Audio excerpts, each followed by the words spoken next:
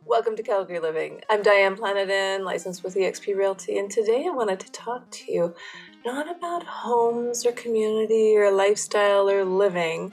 I wanted to get into the nitty-gritty details of when you buy and sell your property here in Calgary, what you need to know. Today we're going to talk about the Real Property Report. People refer to it as an RPR, so if you're into the slang, that's great, but if you don't know what a real property report is, it's important to inform yourself. When you're purchasing a home, it is the seller's responsibility to provide the real property report, and vice versa. As a seller, it is your expense and is in the purchase contract that you will actually deliver this report. As much as the name sounds like it's a report, it's not really. What it is, it's a plat map of the property that you are purchasing. So it's plotted out with the boundaries of the lines along the perimeter, shows where your property begins and ends, and usually the neighboring properties. This does not apply to apartment condos, by the way, in case you're wondering. So it also will have setbacks. It'll have different markings on it. It'll have utilities. It'll have basically a blueprint of the plot property that you have purchased. Now, why is this so important, and why is this in a purchase contract, and what do you need to know? Well, that's really up to your lawyer to inform you on the pros and cons of what can happen with a real property report, but let me give you a few for instance. As time goes on, the guidelines for the city change on what they will allow. Some things, depending on when they were added to your property, can be grandfathered in. So let's say you built a deck in the 70s and, 40 years later, that deck wouldn't have actually been able to built as it was. Then the City of Calgary would have to decide, are they going to grandfather the deck? Does it meet the requirements? Is it safe? That's just a general view. Let me give you another example. Let's say you built an entirely new home and the builder did not do a real property report. And over time, you added a garage, you added a fence. All of these things will be on the new property report once you go to sell. So they have to be compliant with the City of Calgary Building Code guidelines. If they're not, then there might be changes that are needed, there might be funds that are withheld, and oh, by the way, different lawyers have different rules themselves on how much they will hold back.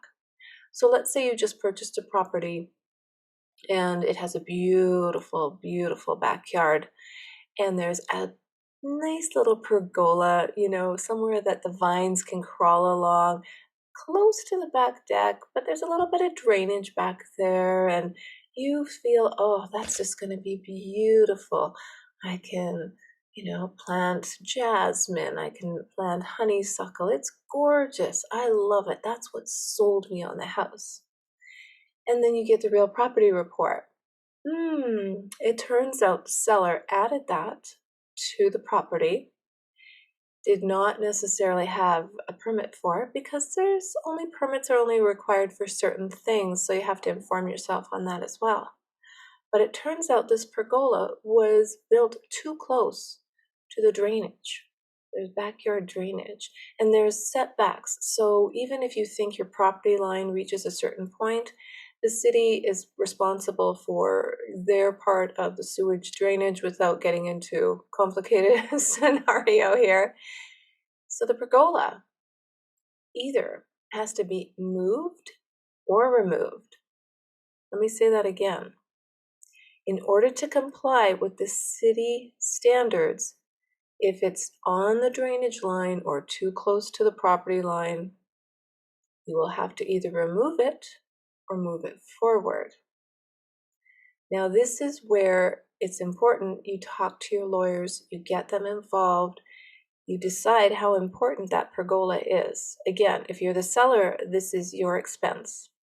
Now, sometimes with application, the city will make an exception And again, depending on it when it was built, and depending on what the building codes were at that time, they may grandfather it in, meaning they will make an exception. So once a real property report is created by a survey company, then it goes to the city for their compliance stamp.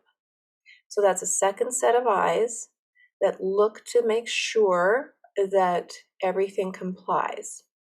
Whether you are building a garage, building a fence, building a pergola, or maybe adding onto your deck, you have to make sure that if you ever intend to sell your property one day, it complies with building codes and the city setback standards. Now, this is a very, very simplified piece of information when it comes to the real property report.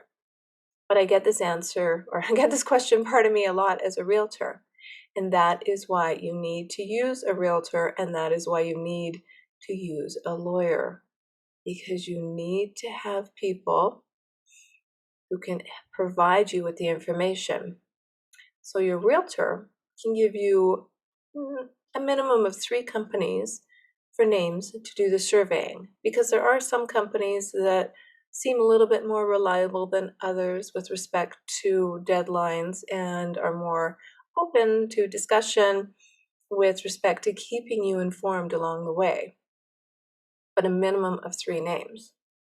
And then once that real property report is generated, it can go to the city from the survey company, or you can take it there yourself.